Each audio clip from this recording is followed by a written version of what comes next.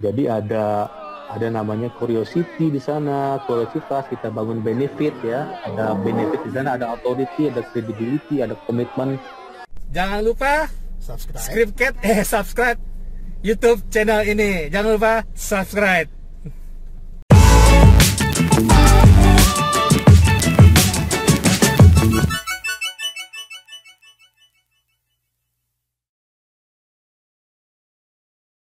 Kita sudah bersama dengan Coach Idam. Assalamualaikum, selamat pagi Coach Idam. Waalaikumsalam warahmatullahi wabarakatuh. Pagi, Mas Ilham. Iya, kabar baik ya Coach. Oke, baik. kabar baik. Oke Coach, ini merupakan metode sleep itu yang bisa dikatakan terakhir, tapi ini mungkin juga salah satu yang paling penting di antara empat metode yang sudah kita lewati. Tiga metode yang sudah kita lewati, dan ini adalah metode yang keempat, personalization. Nah, ini pemahaman apa yang bisa kita dapatkan tentang personalization ini? Silakan. Ya, Mas Ilham, juga sahabat yang di Radio Suara Sidoarjo, pastinya Radio Guyub Kuntung Agung, Radio Praja Angkasa Trenggalek, dan Radio Ersal ya. Iya, Ersal Nganjuk. Semangat pagi semua, pagi. Ya, ini bagian yang terakhir ya, sahabat. Personalization dari SLIP, dari awal storytelling, terus localization, innovation, personalization. Nah, perihal yang minggu kemarin, Mas Ilham, innovation, Mas Ilham pasti perhatikan flyer ya. Flyer iya, gitu, flyer ya.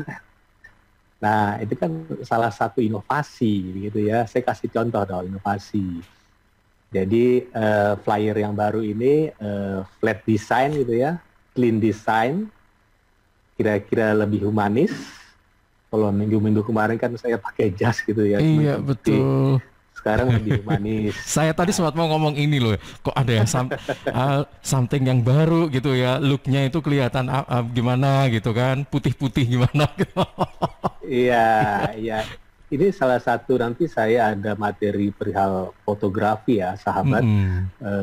Jadi bagaimana kita moto itu clear design.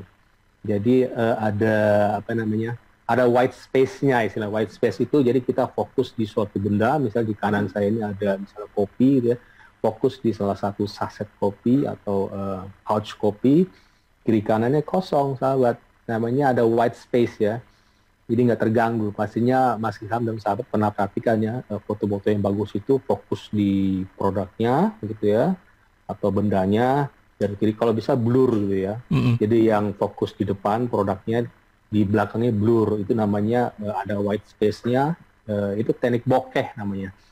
Teknik bokeh itu ngeblur, gampang lah ya, pakai HP gitu, kita deketin aja gitu ya, akhirnya belakangnya blur pastinya, apalagi pakai kamera profesional. Nah, itu salah satu inovasi ya, Mas Ilham ya. Yeah. Ya harus kita terapkan dong gitu. Dan ini ada pengaruhnya, Mas Ilham, sahabat. Iya, apa ini? Ya, posting di beberapa grup, banyak yang nanggapin gitu ya. Yang tadi nggak pernah nanggapin jadi nanggapin, kok jadi aneh gitu ya. Karena fotonya look-nya baru gitu ya, lebih fresh gitu ya. Pakaian saya lebih humanis gitu ya. Kemarin kan agak sedikit menyeramkan kira-kira gitu ya, pakai jas gitu ya. Walaupun ya enggak juga. walaupun kelihatan muda ya, itu muda banget itu. Tahun berapa fotonya? 2013 padahal loh. Dan ini yang baru fotonya, baru ya, tahun-tahun ini lah, atau tahun kemarin ketika COVID-19 ya. Jadi pakai hoodie gitu, lebih humanis gitu ya. Di rumah aja, kira-kira gitu ya, sahabat ya. Jadi nggak pakai jas. Oke, sekarang kita bahas personalization ya, Mas Ilham ya. Mungkin minggu depan masih istilahnya apa namanya ya, ada semacam kesimpulan kali ya. Depannya, karena mungkin ada beberapa bagian yang di storytelling, localization, innovation, personalization yang belum saya utarakan, sahabat. Apalagi minggu depan mungkin sedikit ada kesimpulan, atau mungkin nanti saya ada mungkin minggu depan di pool tanya jawab berikut saya yang apa yang belum saya ungkapin ya. Istilah kesimpulan lah ya. Jadi pagi ini kita bahas personalization sebagai pendekatan keempat nih. Jadi ada 4 pemasaran UMKM untuk keberlangsungan bisnis. Nah, sahabat, Sleep ini sebenarnya metode funneling juga ya, dengan AIDA modelnya, atau dengan model-model terbaru, model digital marketing yang pendekatan banyak orang pakai, yang di atasnya ada awareness, di ujungnya ada call to action, berupa call to action, yaitu closing ya. Nah, begitu juga dengan personalization, di awalnya ada storytelling, kita bercerita dulu, terus funnel ke bawahnya, istilahnya didorong ke bawah, terus ke bawah lagi, ujung-ujungnya personalization.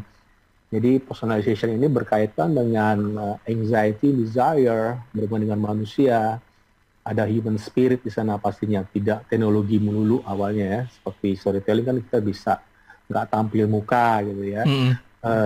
Misalnya navigasinya mudah, misalnya ada storytelling melalui website, storytelling melalui kan muka kita belum kelihatan tuh, kita bercerita dulu, terus didorong ke bawah lagi, ada localization di tempat dulu seperti di Sidoarjo dulu, terus didorong ke bawah lagi, inovasi ketika ya tadi flyer tadi ya, ketika sudah bosan tanda kutip gitu ya, atau ketika jualannya ya memang ada tanggapan Mas Ilham, banyak yang nanya, oh baru ya, atau tanda jempol gitu ya, yang tadi nggak pernah kasih tanda jempol tiba-tiba kasih tanda jempol. Iya. Kan tapi pemilihan background putih, habis itu semua putih, apa memang putih itu bahwa kita memang harus fokus pada apa kalimat-kalimat, tulisan-tulisan yang ada di situ, sehingga kita jadi fokus melihat tulisan gitu kan, atau bagaimana ini kalau boleh tahu? Jadi gitu. Jadi sahabat, intinya konsep awal saya itu clean design gitu ya. Clean design kan bisa aja mungkin itu abu-abu ya, bisa aja. Oh, abu-abu ini, abu-abu yang soft ya, yang lembut backgroundnya. Bisa aja biru gitu ya. Cuman saya request ke Mas Diding kan, Mas Diding flat design, ternyata yang keluar ada abu-abu. Wah keren juga Mas Diding, mantap dah, saya bilang gitu. Keren gitu ya. Cukup kreatif ya, tim-tim kreatif di Suara Sidoarjo cukup inovatif sahabat. Oke, sahabat, personalization tadi berkaitan dengan anxiety, desire, kecemasan dan keinginan atau impian gitu ya, need and want. Kalau kita berjualan kan kita harus tahu konsumen itu need-nya apa, want-nya apa. Kalau bisa want-nya aja gitu ya. Terus ada maximize pleasure and minimize suffering. Kita maximize kebahagiaan mereka dan penderitaan mereka kita kurangi ketika layanan kita atau produk kita dijual ke customer. Jadi personalization perihal, nah ini penting nih, perihal keahlian membangun penerimaan sahabat. Ada silaturahim sebenarnya, bagaimana kita diterima oleh customer, bagaimana kita diterima oleh mungkin supplier ya, kan nggak melulu ini ya, kita bisa sebagai distributor gitu ya, ada reseller juga customer kita kan, walaupun nanti membangun bisnis kita seperti yang kemarin teman saya gitu ya, bisa juga ke distributor, bisa juga ke prinsipal lain, atau ke B2B atau B2C ya, kita kan bisnis ya, kita kan B2C, business to customer, ada juga kita B2B, mungkin ke corporate, ke government, dan seterusnya. Oke, coba saya sambil share, mungkin nanti sahabat lupa ya, ini penting sekali nih, gambar yang kemarin SLIP, sleep, biar sahabat ingat terus ya, S-nya itu apa, terus L-nya apa, I-nya apa, dan P-nya apa. Personalization, coba saya share ya Mas Bram. Oke. Nah ini ya, oke. Jadi ada, terlihat ya, jelas ya Mas Ilham. Storytelling yang kemarin ya, kita refresh kembali. Localization, innovation, personalization. Oke. Iya, biar sahabat ingat ya, nggak terlupa gitu ya, nggak terlupa stepnya apa aja gitu. Boleh aja loncat masuk personalization, tapi ya nanti begitu kesannya kita hard selling gitu ya, jualin customer ya sebisa mungkin dari S tadi, terus L, I, dan terakhir personalization, dan ini berputar terus untuk membentuk customer journey supaya ada customer retention. Jadi enggak melulu kita sebagai penjual putus gitu ya, orang nggak beli putus, bisa mungkin ada pilihan berulang. Tadi personalization perihal keahlian membangun penerimaan sahabat, atau the power of silaturahim. Jadi kita cenderung mendekat ke orang yang kita kenal, sepakat ya. Iya. Seperti Mas Ilham lebih enak bicara ke saya dibanding mungkin ada pemapar yang baru mungkin ya. Saya kan dari tahun 2019 ya. Saya enak aja bicara dengan Mas Didi, dengan Pak Aris, Mbak Tika, santai, malah saya bercanda gitu. Iya. Dan Mas Billy kemana tuh Mas Billy? Billy Patopoy ya. Dan yang lain gitu ya. Mas Billy. Iya lagi ini merantau. Merantau ya, oke. Iya. Banyak lah ya. Saya lebih enak bicara karena sudah kenal lama, itu penting. Dapatnya bagaimana kita mengalih customer, kita kenalan dulu, say hi dulu. Jadi ada level of comfort gitu ya. Saya bicara dengan Mas Ilham lebih comfort dibanding saya bicara dengan mungkin ada penyiar radio yang baru ya, walaupun nanti saya langsung bercandaan gitu ya. Karena saya anggap kan radio suara-suara itu saudara kan, karena udah enak lah gitu ya. Jadi ada level comfort ya, melalui komunitas yang terkecil dulu ya, seperti RT atau teman-teman SD misalnya SMP kan enak ya bercandaannya gitu ya. Jadi saya sahabat kalau saya di grup yang yang nggak saya kenal, ya saya ngomongnya agak beda. Ketika saya masuk ke grup SD ngomongnya udah ngaco tuh pasti lah. Kadang mengarah yang serem-serem ya, dalam tanda kutip ya, grup SMP, karena kita kan berlama-lama ya, SD 6 tahun, SMP 3 tahun, SMA 3 tahun, kita tahu karakter mereka gitu. Wah, lu kan gitu orangnya, gue tahu lah gitu ya, kira-kira gitu ya. Nah, beda dengan grup baru ya, kita mungkin agak sedikit jaim-jaim, makanya penting sekali. Kalau kita punya produk, kita lempar dulu tuh ke pasar gitu ya, ada test water, kita kasih ke saudara, masing-masing tetangga, coba dong, dites dulu gitu ya, ada testernya nih. Nah, karena ada level comfort, jadi otomatis nanti ada the power of silaturahim tadi ya, berikut advokasi.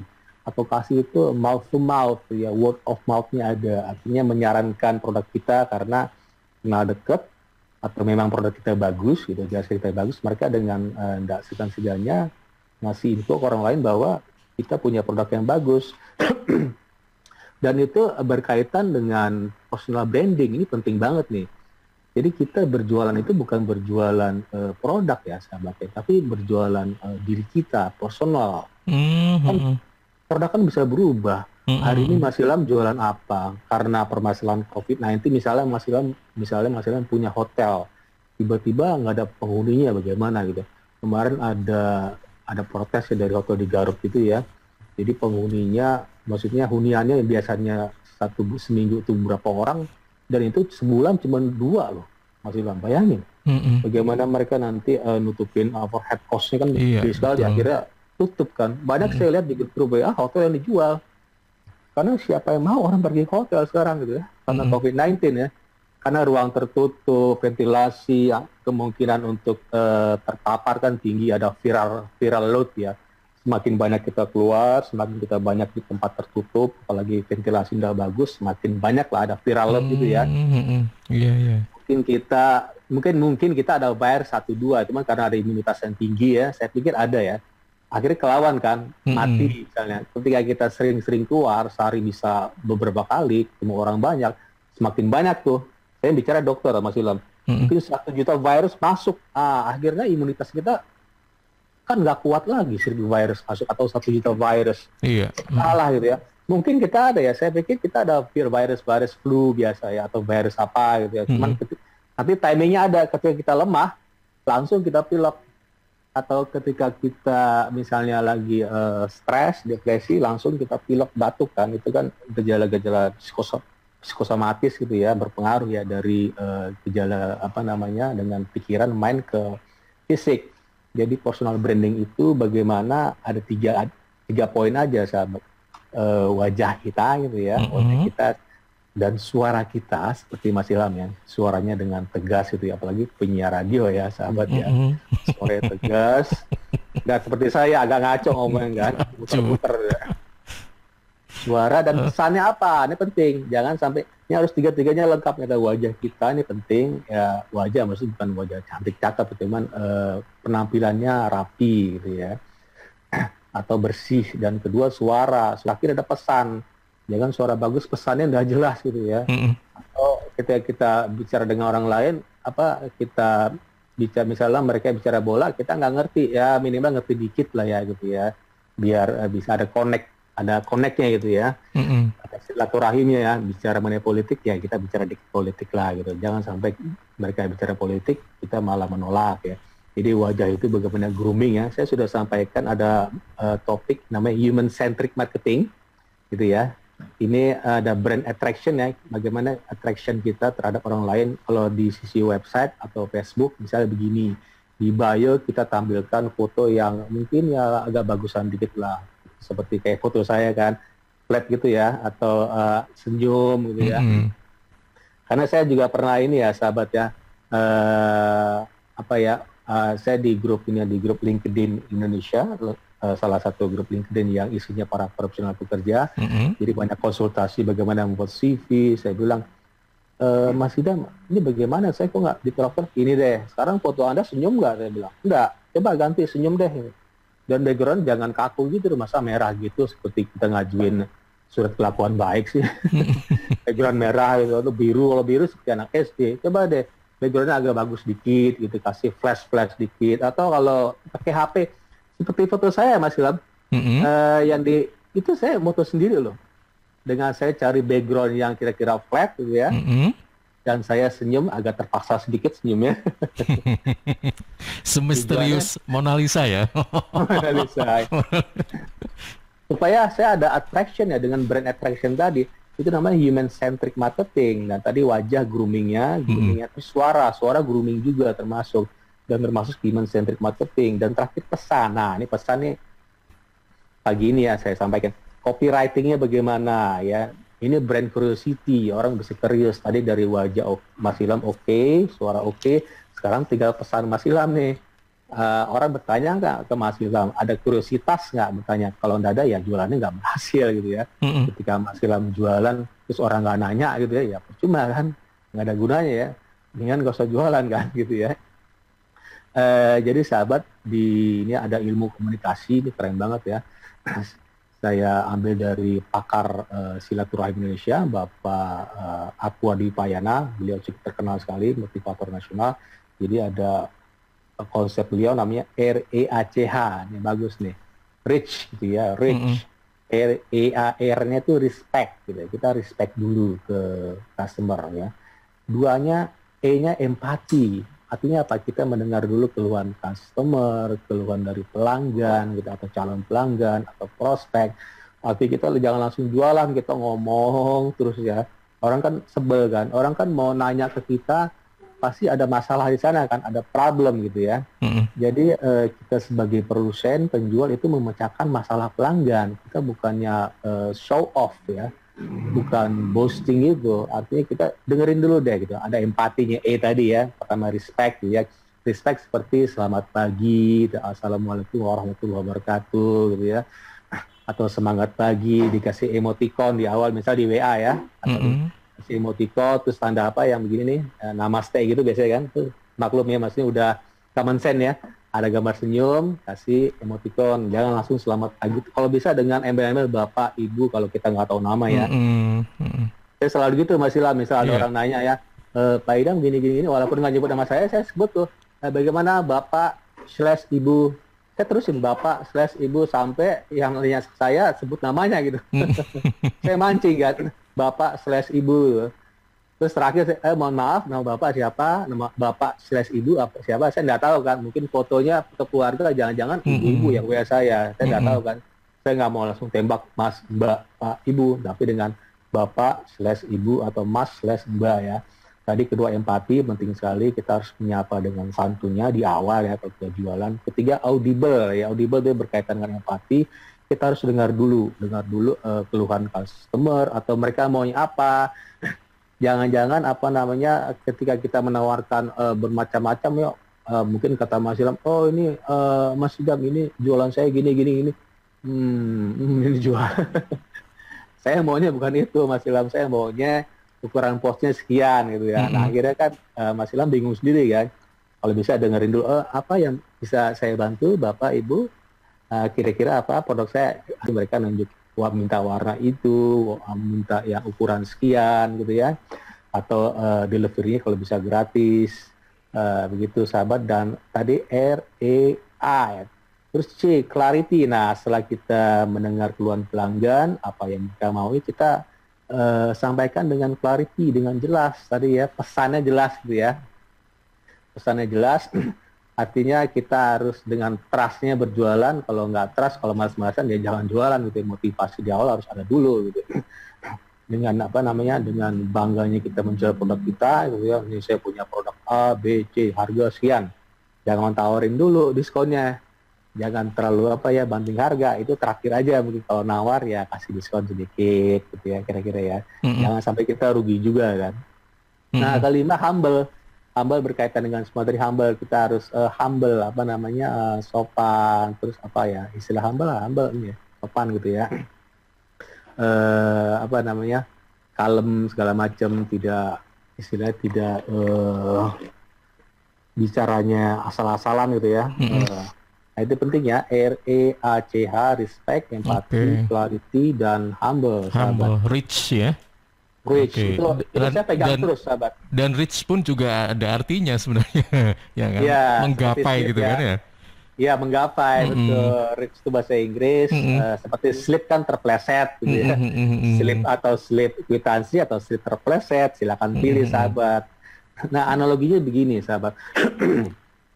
Jadi tadi ya, itu berhubungan dengan penerimaan orang, penerimaan customer atau calon customer terhadap kita. Apakah mereka menerima kita? Kalau kita nggak menerima, ya jangan diterusin, sahabat. Lebih baik kita tinggal gitu. Jangan waktu dihabiskan kita bertanya terus, ternyata nggak ada jawab-jawab seminggu, 2 minggu, ya nggak usah. Artinya mereka nggak berminat. Jadi nggak usah dipaksa. Cukup nanti dikasih, mungkin kita save nomornya, gitu, sampai kita save, biar kita kasih status aja deh gitu ya. Pasti mereka lihat loh, status WA ya. Kalau kita set kan pasti mereka lihat status ya, gitu ya, Mas Ilham ya, pasti ya. Kalau nggak di set, nggak muncul tuh. Maksudnya status kita nggak muncul di mereka. Makanya kalau kita nggak kenal, misalnya mereka bicara di awal, terus mereka istilah dalam tanda kutip menolak, kita save aja deh. Kita kasih status, mungkin di lain waktu mereka butuh gitu ya. Kalau butuh ya langsung tanya ke kita dong. Karena nomornya sudah di WA oleh mereka, dan mereka sudah lihat status tiap hari gitu ya. Dan kalau bisa, sahabat, status itu jangan terlalu banyak ya. Saya lihat status orang tuh titik banyak sekali gitu. Sehari bisa mungkin 50 status, sehari bingung kan. Saya malas loh Mas Ilham ngelihat titik terlalu banyak. Ini apa yang mau saya lihat ya? Nah, kalau saya cenderung 100 sehari 1, Mas Ilham. Iya. Itu saya cek ya, saya test the water, itu lebih bagus sehari 1 ya. Kita lebih apa ya, orang lebih trust kita. Oh, ternyata jualan cuma 1, padahal di belakangnya banyak ya. Artinya gini, saya di radio ini, saya jualan diri saya, padahal jualan saya banyak di belakang gitu ya. Jadi orang nggak perlu tahu jualan saya di belakang, orang perlu tahu siapa saya gitu, personal branding ya, bagaimana saya, wajah saya, penampilan ya, grooming saya, human centric marketing, terus suara saya ya. Suara pasti Mas Ilham penyiar radio pasti lebih ini ya, lebih enak gitu dengarnya. Terus penyampaian bagaimana, itu yang lebih penting. Kalau jualan nantilah, jualan kan gampang, kita bisa jadi reseller orang, kita bisa jadi broker gitu kan. Jualan banyak sekali, yang penting personal branding kita bagaimana ya. Oke. Ini Coach, ya. Agak susah sih sebenarnya mencari apa ya, sosok yang bisa memenuhi kriteria-kriteria yang sudah disampaikan. Wajahnya, suaranya ya. Kemudian bagaimana kita, pesan ini kan juga berhubungan dengan knowledge kita, ya kan, wawasan kita gitu. Kalau misalnya wawasan kita biasa-biasa aja, pesannya juga ya mungkin nggak yang bagaimana begitu ya. Nah, ini apa sih sebenarnya harus kita bangun sebagai sosok yang bisa tampil personal branding ini? Maksudnya kadang-kadang kita itu wajah, suara udah oke, wawasan kurang kayak gitu-gitu. Kemudian wawasan oke, mungkin wajah atau suara yang nggak oke kayak gitu-gitu. Nah, mungkin ada trik khusus atau apa yang harus kita bangun lebih dulu. Mungkin wajah, suara itu nggak masalah, pokok yang penting orangnya pinter deh, kayak apa. Nah, kayak gitu-gitu atau bagaimana nih? Ya, sahabat pastinya personal branding ini long term gitu ya, nggak short term ya. Jadi seperti saya pikir yang paling agak sulit saya kalau wajah dan suara, saya pikir itu masalah pribadi ya. Saya pikir orang bisa benahi ya, sahabat ya. Nah yang penting wawasan nih, seperti Mas Ilham tadi bicara, wawasan penting sekali. Nah misalnya ada orang jualan, arti memaksa diri berjualan yang nggak tahu produk knowledge-nya tuh agak susah ya. Ya begini aja sahabat, kita berjualan sesuai dengan passion kita gitu ya, hobi kita, dibanding kita misalnya background, misalnya gini, ada orang backgroundnya hukum dan tiba-tiba maparin mengenai IT. Lah bagaimana nanti wawasannya? Bisa sih, mereka bisa apa namanya, cari-cari buku di Gramedia, baca-baca, terus mungkin lihat di YouTube segala. Tapi kan beda dengan orang IT. Orang IT itu misalnya backgroundnya sendiri sekolahnya IT, terus bekerja di IT. Jadi pengalaman empirisnya ada, sedangkan yang backgroundnya beda, bukan IT, ternyata maparin IT, nggak ada pengalaman. Beda ya sahabatnya dengan pengalaman empiris dengan baru belajar sebentar, atau beda. Empiris itu penting banget. Seperti Mas Ilham, saya tiba-tiba ujuk-ujuk kan nggak bisa jadi penyiar radio. Saya butuh waktu mungkin 5 tahun ya, bagaimana suara saya, tone saya bisa bagus ya, bisa rata gitu ya. Dan mungkin penyiar merangkap, announcer merangkap sebagai produser mungkin gitu kali ya. Karena selain announcer, pusing juga kepala kan, juga program hari ini Mas Ilham harus tahu nih sebelum apa namanya, bersama saya kan. Jadi kira-kira apa yang saya sampaikan Mas Ilham harus tahu karena wawasan harus luas. Nah itu masalah passion sahabatnya.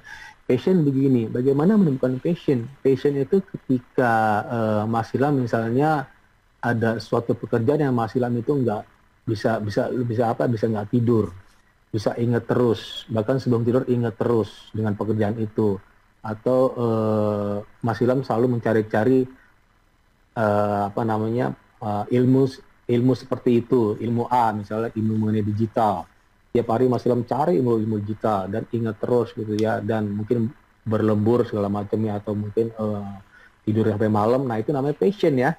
Ketika orang nggak ada passion ya, nggak berusaha mencari, nggak berusaha membangun kuriositas, nggak mencari sumber-sumber yang legitimate. Nah itu passionnya mungkin nggak ada gitu ya, dipaksakan, akhirnya wawasannya kan kurang gitu ya. Produk knowledge terhadap produk yang mau dijual agak kurang, itu penting sahabat.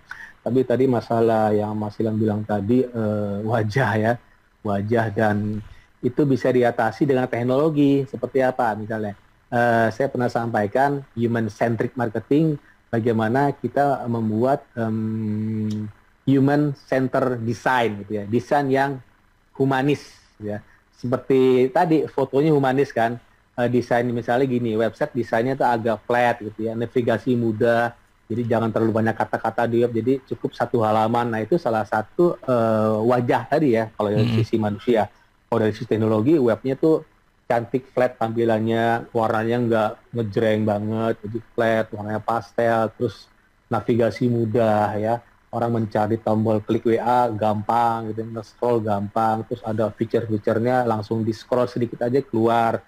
Nah itu salah satu wajah kalau dari sisi teknologi. Terus masalah tadi apa ya, suara gitu ya, pasti berhubungan dengan human centric marketing. Kalau caranya gitu ya, cara mengakalinya ketika seseorang, mohon maaf, yang mungkin wajah dan suaranya agak kurang, ya kita main teknologi aja sahabat. Sekarang kan gampang sekali ya.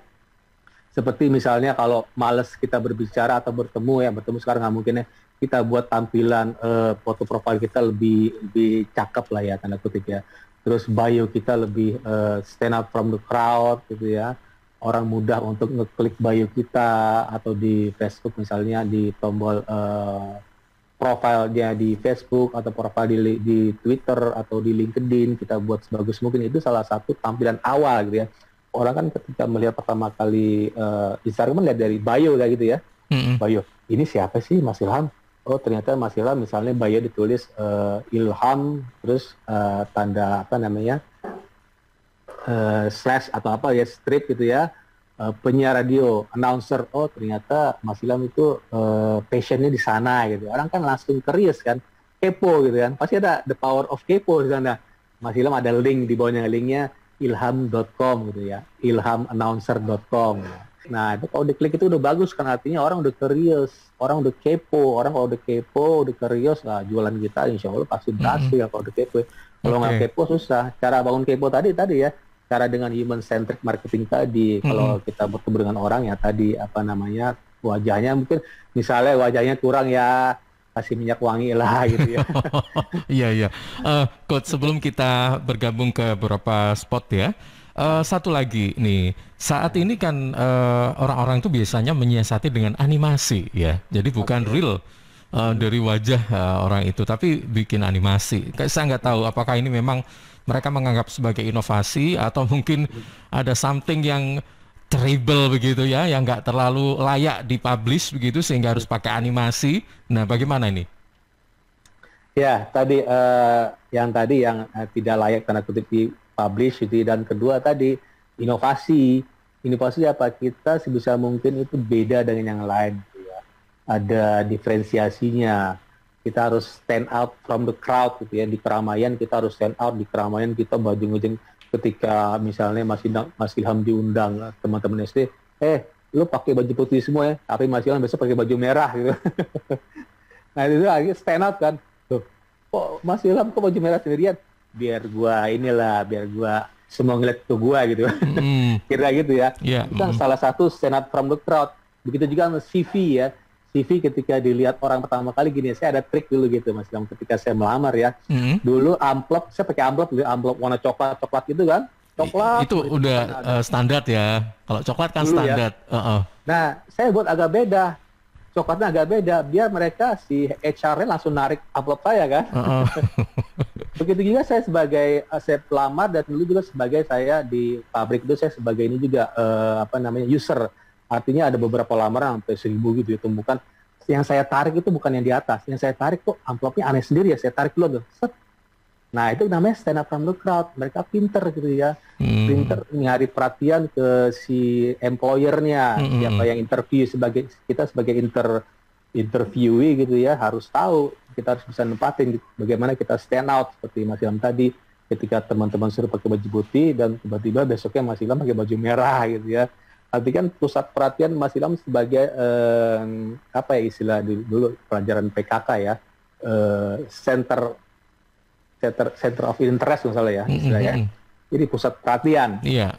Ya inovasi termasuk ini ya, inovasi, dan mungkin orang supaya perhatian ke sana gitu inovasi. Ya, biasanya orang foto biasa loh, kok ini animasi sendirian gitu ya, fotonya mungkin dikasih gambar lukisan gitu ya, atau di blur tapi agak cantik. Nah itu salah satu supaya ada diferensiasi dan supaya bisa stand out from the crowd gitu Mas Ilham. Oke. Ini sudah ada penelitian nggak? Maksudnya lebih berhasil mana ya kira-kira? Kalau animasi dengan ini, atau mungkin sama aja, atau bagaimana kira-kira dampaknya gitu? Ya, saya pikir sama aja. Mungkin di awalnya animasi oke ya, ketika kita storytelling, tapi ketika kita sudah menyapa orang, Mas Ilham coba bandingkan yang ketika profil foto kita WA, Mas Ilham pilih mana? Orang yang satu di foto, atau beramai-ramai, atau gambar kucing? Padahal itu orang gitu. Satu orang gambar. Nah, kayaknya lebih dipercaya deh. Iya kan? Betul. Iya, betul. Kalau foto keluarga bingung kan? Saya pernah foto keluarga atau suami istri gitu. Saya nggak tahu, saya langsung nyeplos gitu. Halo Mbak, maaf, saya Mas. Oh, saya lihat fotonya berdua, yang mana saya gitu. Nah, makanya kita penting sahabat ya, coba deh foto sendirian aja deh gitu. Karena kan yang jual produk personal branding gitu, walaupun kita punya keluarga ya, kita punya anak, ya fine aja, tapi coba aja di media lain lah, seperti di feed postnya Instagram, oke. Cuman kalau di profile ya kita kan bawa diri sendiri. Sama juga kita kalau pergi ke misalnya udah kiamat akhirat kan bawa diri sendiri, nggak bawa siapa-siapa, nggak bawa keluarga kan. Iya, baik. Coach Idam, nanti kita lanjutkan kembali ya obrolan kita pagi hari ini. Baik sahabat, kami akan kembali setelah beberapa spot berikut ini. Saat ini masuk di sesi yang keempat, yaitu personalization ya. Dan Coach Idam masih bersama kami. Ya. Oke. Baik, ini ada 3 pertanyaan yang bisa langsung direspon. Waktu kurang 11 menit ya. Dari @jarjar3434. Bikin bio yang anti mainstream itu perlukah menggunakan bahasa asing? Nah, kalau misalnya ada ketentuan, nah ketentuan yang pas itu seperti apa? Kemudian Rido yang ada di Ganting, bagaimana penggunaan nickname dan akronim. Nah, ini biar terdengar lebih bisa apa ya, maksudnya bisa diterima begitu. Ini seperti apa? Kemudian dari Ibu Ira yang ada di Trosobo, apakah pemberian diskon itu wajib?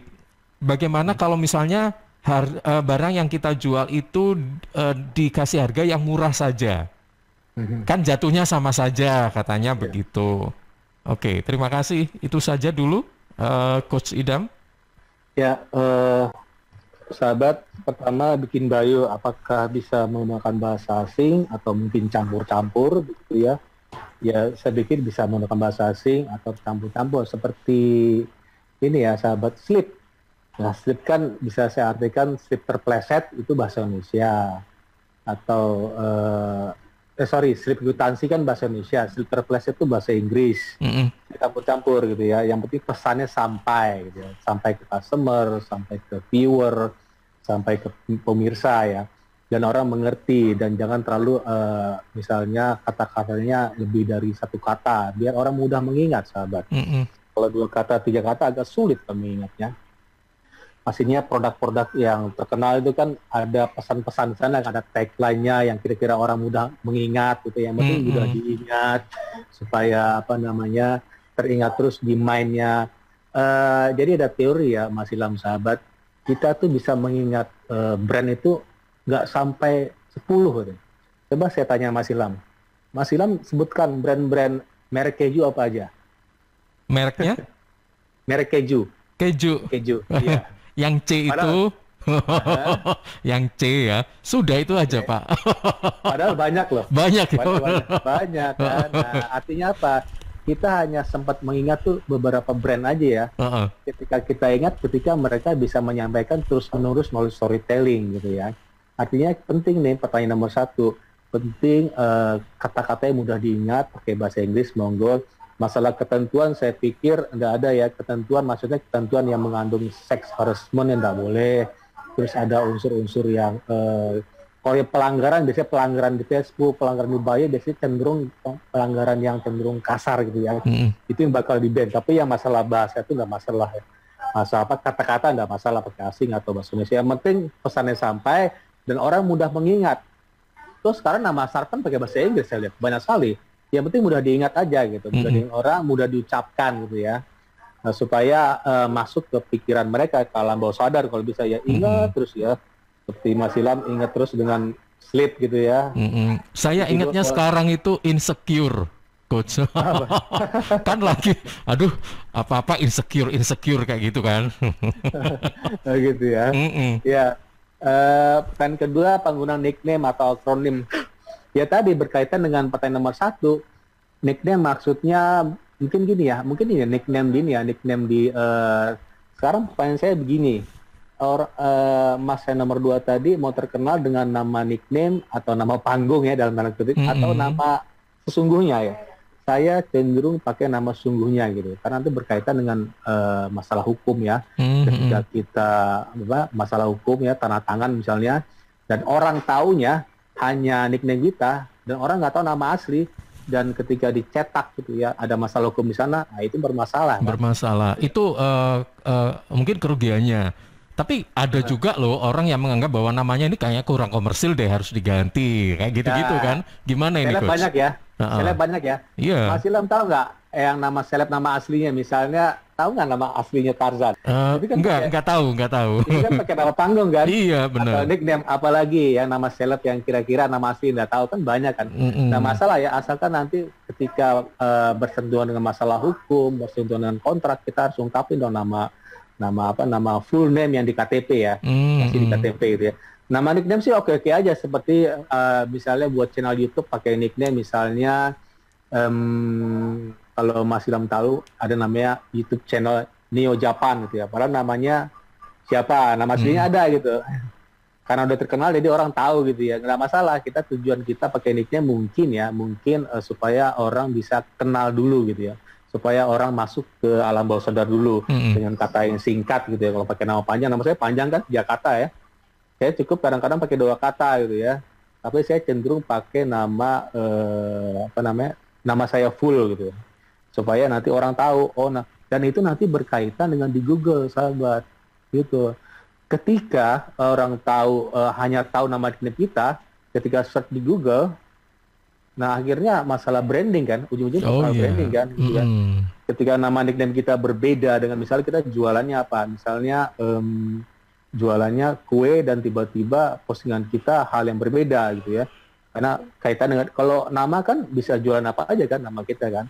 Kalau nickname mungkin nickname-nya nickname perihal radio atau nickname perihal, kan nggak mungkin nickname-nya satu kata mengandung banyak arti, kan nggak mungkin.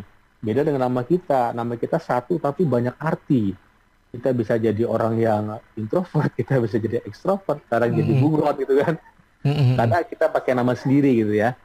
Jadi ya. disarankan pakai nama asli atau nickname itu nggak masalah, tapi harus ada konsekuensi atau bagaimana? Iya, konsekuensi tadi ya, perihal dari masalah hukum nanti di ujung ya, masalah kontrak begini ya. Mungkin orang salah. Saya punya pengalaman ya, sahabat, gini. Waktu saya SD, karena guru SD saya nyebutin nama saya kan pakai H ya, IDHAM gitu ya. Karena manggil saya Idam, akhirnya apa? Ijazah saya Idam, nggak ada H-nya. Dan itu sulitnya minta ampun, Mas. Iya. Merubah ijazah itu. Dan mereka nggak bisa merubah ijazah, Mas, nggak bisa buat baru, tapi dilampirkan surat. Itu masalah kan? Iya, betul. Surat bahwa nama saya itu sebenarnya adalah pakai H. Nah, itu kan masalah sampai sekarang masih nggak bisa dirubah. Karena mereka udah nyetak banyak gitu ya, ijazah, apalagi nanti sertifikat ya. Misalnya gini, sahabat kuliah ya, ketika dosen tahu hanya nama nickname, langsung dicetak. Nah, itu masalahnya apa nanti? Masalahnya adalah karena cetak sudah selesai, oh mohon maaf, nggak bisa cetak ulang nih, pakai surat aja ya, surat pernyataan bahwa nama Anda sebenarnya ini. Nah, itu nanti masalah. Masalah ketika Anda melamar kan. Nah, itu kan saya bilang tadi, permasalahan dengan kontrak ya, permasalahan dengan hukum. Kalau nickname oke-oke aja, nama panggung, nama populer, nama ya apalah, untuk tujuannya berjualan, oke-oke. Ketika sudah masuk ke kontrak hukum, nanti mungkin ada konsekuensinya gitu ya. Seperti case saya gitu dia, saya nggak bisa buat cetak ijazah lagi, mohon maaf, kata kepala sekolahnya, karena saya udah masuk SMP waktu itu, dan hanya dibuat surat pernyataan. Sampai sekarang saya pakai surat pernyataan masih lama. Itu masalah kan? Berbuntut panjang. Untungnya akte saya nggak gitu kan. Cuma ijazah SD untungnya ya. Nomor 3, apakah diskon wajib? Bagaimana kalau jual barang semurah mungkin? Saya pikir begini ya, Mbak tadi ya, atau Mas kali ya. Saya pikir diskon itu tujuannya apa? Tujuannya supaya orang curious, supaya orang kita ada pembelian berulang. Kalau kita jual barang semurah mungkin, akhirnya orang nanti nawar juga semurah mungkin. Coba deh sekarang pasang harga yang kira-kira, pasti kan kalau kita buat produk kan ada additional biaya marketing ya, ada biaya plus-plusnya gitu ya. Makanya kita jual ya, ada HPP sana kan. Selain tadi HPP, harga pokok penjualan, terus ada plus, mungkin ada plusnya biaya marketing berapa, muncullah harga yang dijual gitu ya. Nah, itu penting, artinya kita ada spare ya, ketika orang berjualan pasti ada spare ya. Spare ketika saya ingat banget waktu saya di IT ya, pasti ada spare untuk 30%-an ya. 30% itu tujuannya supaya orang kalau minta diskon tuh ada spare-nya. Jadi mereka nggak rugi amat kan, jangan sampai kita jualan tuh mentok 0%, nggak ada keuntungan.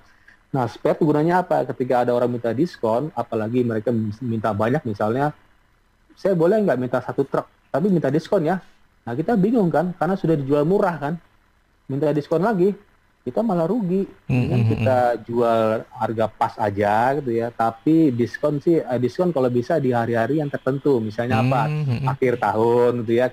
Saya menarik, misalnya mau lebaran kasih diskon, misalnya supaya misalnya awal tahun gitu ya, atau diskon ketika 17 Agustus gitu ya. Jangan diskon setiap bulan. Jadi orang kan kesannya kita ya obral banget ya. Kita harus pasangnya dong. Sebagai personal kita harus pasang, kita harus istilahnya tegak badannya bahwa kita harganya mahal gitu. Kalau kita mahal, masih itu jasanya mahal gitu. Walaupun bisa di diskon juga. tapi dalam keadaan tertentu ya, mohon maaf ya. Kalau komunitas kita kasih gratis, saya gitu, misalnya komunitas saya kasih gratis, tapi mohon maaf kalau perusahaan saya kasih pasar harga tinggi.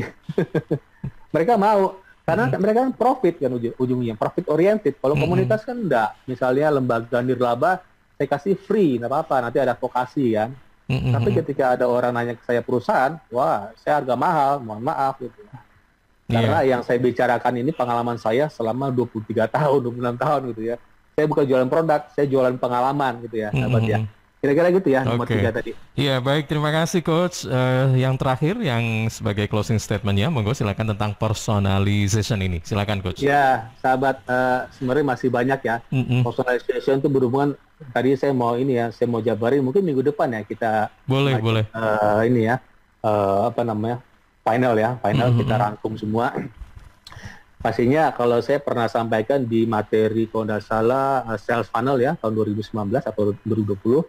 Jadi ada namanya curiosity di sana, kuriositas, kita bangun benefit ya. Ada benefit di sana, ada authority, ada credibility, ada komitmen, konsistensi dan liking dan social proof penting nih, sahabat. Social proof artinya apa? Mohon maaf. Social proof artinya ada testimoni pelanggan gitu ya. Itu penting banget. Mas Ilham jualan produk kalau bisa minta deh testimoni ya. Makanya tester itu penting. Habis kasih tester ke orang, Mas Ilham, tetangga, kasih ini dong testimoni, itu namanya social proof. Semakin banyak social proof, semakin banyak bintang, orang semakin percaya gitu ya. Terus ada scarcity ya. Scarcity tadi penting ya. Tadi pertanyaan 3 berhubungan dengan 3 tadi. Scarcity artinya ada kelangkaan barang ya. Padahal barang nggak langka gitu. Atau dibuat kelangkaan pakai ada time waktunya. Artinya kalau Anda beli besok, harga akan naik. Orang kan buru-buru beli kan hari ini. Terus ada aha moment. Terus terakhir, call to action.